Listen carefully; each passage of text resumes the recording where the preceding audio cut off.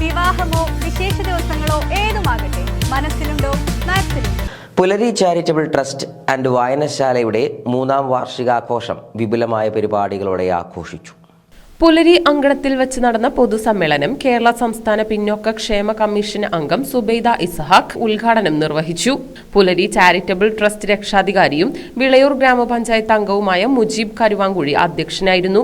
യോഗത്തിൽ വിളയൂർ ഗ്രാമപഞ്ചായത്ത് president Baby Girija, vice president KP Naufal, മുൻ പഞ്ചായത്ത് പ്രസിഡന്റ് K മുരളി, പഞ്ചായത്ത് അംഗം Sindhu, library council Pattambi taluk secretary Sathyanathan master, executive അംഗം രാജൻ മാടായിൽ, ബഡ്സ് സ്കൂൾ അധ്യാപകരായ മറിയ ഹമീദ്, PS സിന്ധു തുടങ്ങിയവരും പങ്കെടുത്ത് സംസാരിച്ചു.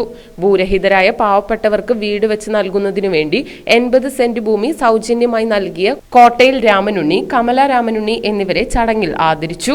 സിനിമാ നടനും നാടകപ്രവർത്തകനുമായ പാർത്ഥസാരഥി പണയം എന്ന ഹസ്ര നാടകം അവതരിപ്പിച്ചു. ഒപ്പന, കളരി അഭ്യാസം, നാടൻ പാട്ടുകളും നൃത്തങ്ങളും അടങ്ങിയ തളിർ എന്ന ദൃശ്യാവിഷ്കാരം, ബഡ്സ് സ്കൂളിലെ വിദ്യാർത്ഥികളുടെ കലാപരിപാടികൾ തുടങ്ങിയവയും അരങ്ങേറി.